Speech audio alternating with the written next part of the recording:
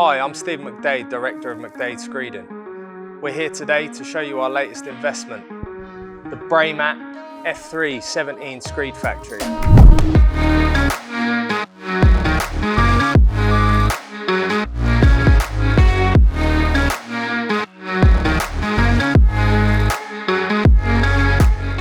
This machine allows us to be completely self-sufficient on site with no waste left behind, which can be problematic when using traditional screed pumps.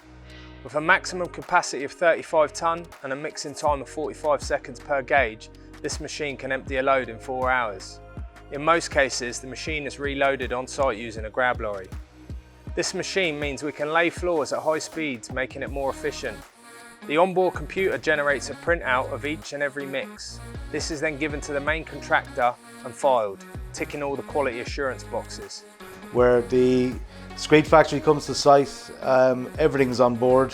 If it empties out or refills at lunchtime, it comes back, completes it.